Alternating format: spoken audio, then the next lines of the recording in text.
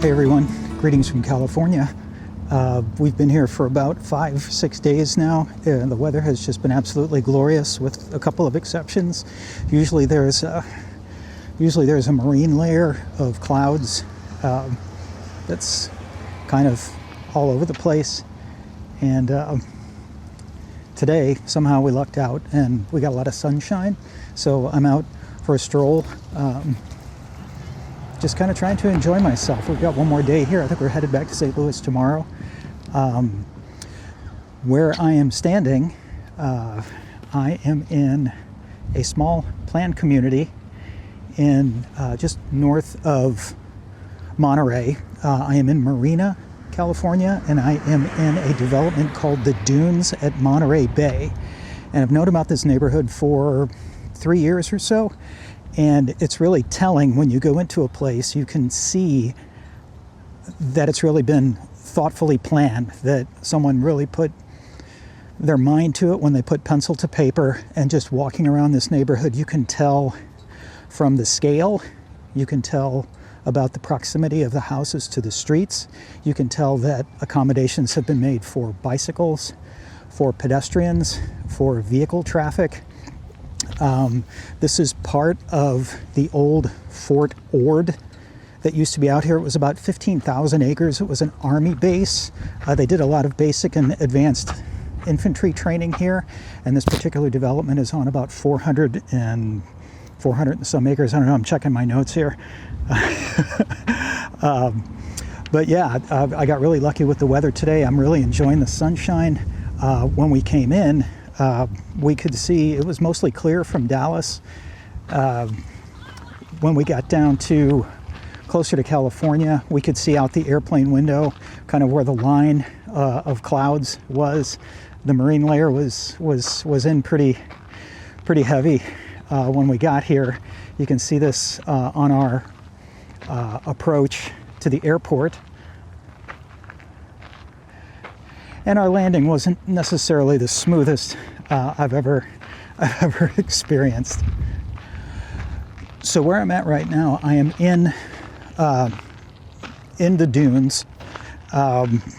There are about 1,200 homes here, and if you could see over my shoulder, you'd see the more commercial side of this development. There is another section behind me that has higher density housing, multifamily, some retail, some restaurants. There's a movie theater down there. There's an outdoor amphitheater, just things to do for the community. And the way this is all integrated, you can still see there are some of the old historic buildings, barracks buildings and other support buildings from the old fort that are actually still standing. And because of the climate, because you don't get the lousy weather that we get in Missouri here with all the humidity and everything that likes to destroy wood, some of these old wood structures from the 30s and 40s are still standing, and they still look pretty good. And then what I am doing right now is there's an edge along this development that connects to a municipal park, and it's a pretty long hill that I'm climbing here, but it seems to be an accessible route. And when you get to the top, the views, you can catch views of the bay, you can catch views of the Monterey Peninsula if you know where to look. You can see the ocean if the clouds aren't too heavy, and I'm hoping to give you guys a glimpse of that today. Let's see what we can find at the top. So I just met Abby the dog, little puppy, little poodle puppy that someone was walking. Delightful little puppy. I couldn't get video, but it was the coolest little experience. I wanted to flip the camera around real quick and just give you kind of a more bird's eye view of the dunes here. And just, if you can just take some of this in, you can see how urban planning concepts like line and edge and path and node all come together, just kind of weaving a fabric here where everything can happen in between. The spaces between are occupied by pedestrians, people on bikes, people taking hikes. The cars are in and out. All of the garages are served by alleys, so there's minimal parking on the street. And here, as I look west, you'll be able to pick up that marine layer of clouds that seems to be creeping in. I have a feeling by dinner time tonight, that's going to be upon us. Well, it's windy as all get out up here, but this is the view I promised you. If you look way out there, that is the Monterey Peninsula. Going off to the right, you'll see it tail off into the Pacific Grove area, and then there is nothing but ocean. Again, I apologize for the wind and the noise it's probably making. But the view up here is just sensational. It's a couple of degrees cooler, and the wind is certainly a lot stronger up here. But what's really neat is this is the top of that hill I was climbing, and it connects to a city park that is just basically green space. It's not much else. You catch this little bush here in the middle. There's a path that goes around, and then to the south you see this ginormous parking lot, which I believe is a Fort Ord leftover. I don't know if anyone's done anything with that yet, or if they're scheduled to do anything with it, or if anything's planned, but that's an awful lot of space. Where I come from, you could feed a town with a farm that size, so I'll be anxious to see what they do with that in the coming years. Still kind of new to this vlogging thing. I'm still trying to get comfortable talking in front of a camera when there's no one around. I can do it pretty well if I know nobody's sneaking up on me, but in public I'm still a little nervous about it. There I am. I do take inspiration from a lot of people, and Joseph, I know you're out there. Thank you for all you do every day with your daily blogs. I'll put a link to Joseph's page down in the description of this video. But Joseph has made the commitment to vlog every single day, and I don't know that I have that much to say. That's why I keep my videos more like travel videos, because the scenery kind of takes care of the content, and I don't have to think of anything to say like I do right now. Of course, I got my book with me, so I took a bunch of notes on the neighborhood, and just know that I appreciate your patience as I try to figure out how to get better at this. I've taken a whole bunch of footage. Like I said, we're coming back to St. Louis tomorrow. I don't have any idea how it's all going to fall together yet, in what order. I'm just going to do whatever feels right. It may be an 8-minute video, it may be an 18-minute video. We'll just have to see. But again, I appreciate all of you who encourage me, support me, follow the channel, and just kind of see what I'm up to in my post-social media days. There's another video on my channel about leaving social media, and I've come to discover that it's not just about leaving social media. It's about trying to get into the habit of not reaching for my phone, or feeling like I have to reach for my phone every 90 seconds. I've gleaned a lot of the apps off my phone. I pretty much go to it now to check my email and to get the weather. Those are really the only two things. Well, and I'm using my phone right now in cinematic mode to record this. I've got a lot of files to dump when I get home. I'm very excited to get my hands into quite a lot. If you saw one of my previous videos, you saw that I recently found an old vintage typewriter. I'm going to try and figure out a way to fold that in. And see if there's a way to creatively use that in these videos. I'm not promising anything. I'm just going to start trying stuff, and if it works, you guys will let me know, and if it doesn't, well, I'm sure some others of you will let me know that. I'm kind of counting on that honesty so I don't turn anybody away.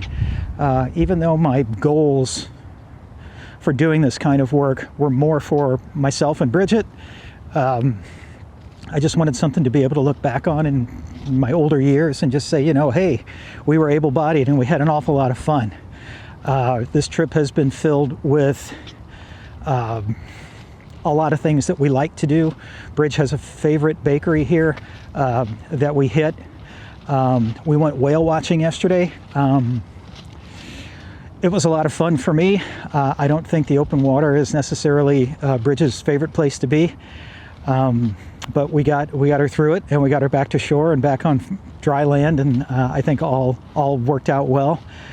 This morning we hit a couple of local spots, one of my favorite places for coffee. I'm able to bring home One of my favorite coffees from Carmel Valley Coffee. They have a fog lifter reserve that I just really love, and with multiple locations. A couple of them told us that they were out, but we found a location and a bag of beans this morning, so I'm going to be bringing home some coffee, and that's going to be awesome. I love my coffee. I don't know what else I can tell you from up here. What else have we done since we've been here? We've ate a lot of really good food. We've cooked a lot of really good food, as we usually do. The nice thing about being able to come here, and you'll find out that we come here a lot, is because we have a family out this way. So in the overall scheme of paying for trips away from home, this one's a little more affordable for us that way, because we don't have to rent a car and we don't have to pay for a place to stay. So in that context, I'll say it's an easy trip for us to take. The hardest part is being away from work, because as much as I enjoy my downtime, getting caught back up and trying to stay on top of things at work is also one of my jobs and one of the things that's required of me on a daily basis. So I'm going to share some other stuff with you. I'm going to hope that the things that I've captured this time are interesting. Please feel free to like, comment, let me know how I'm doing. Until then, I'm going to leave you with some more sights and some of the visual offerings around here in this neighborhood.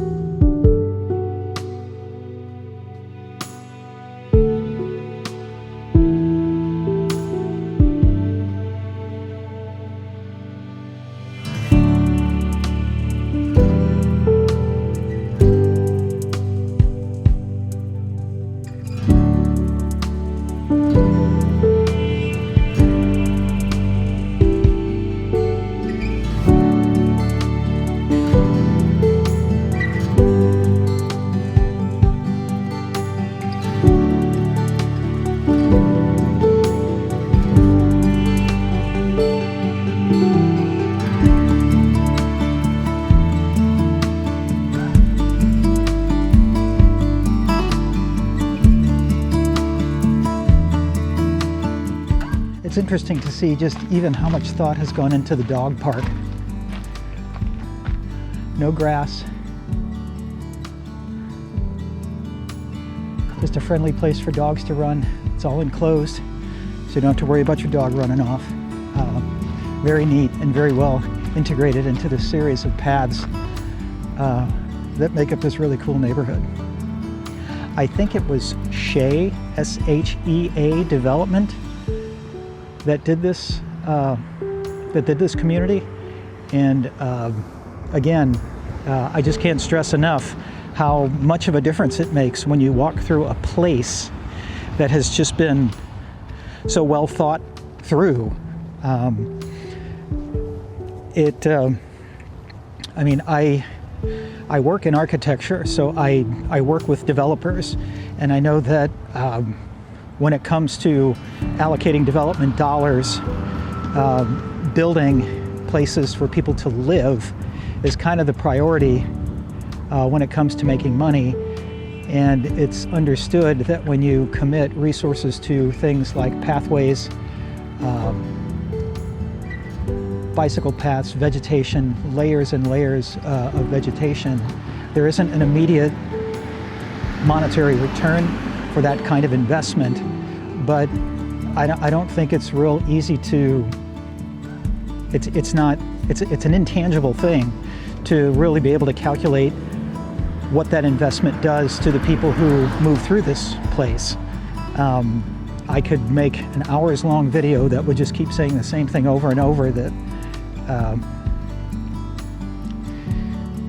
these paths connect people, and they are ways for people to meet. They intersect in interesting places and interesting nodes, and they allow people to meet, and they allow conversation to take place. It's the opportunity for conversation. I'm focusing right now on this beautiful pair of cypress trees, and they are fast becoming my favorite tree because they just look like big bonsai trees. The way the limbs hang, they're just beautiful, and they're very well protected here and revered. And I would imagine the red tape to try and take one of these trees down is probably longer than I can imagine.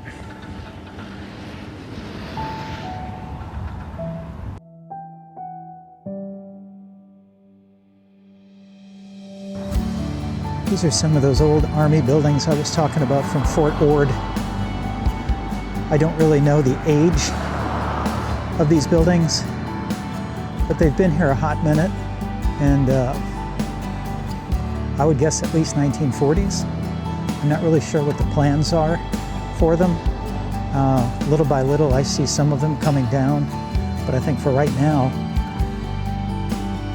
they're just kind of here to stay. I'm not sure if they haven't figured out what to do with the land yet, or what, but you can see that right across the street is where the dunes development starts.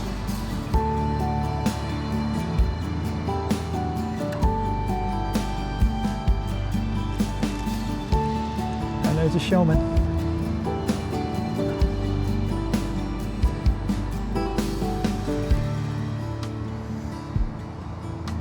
Be safe, brother.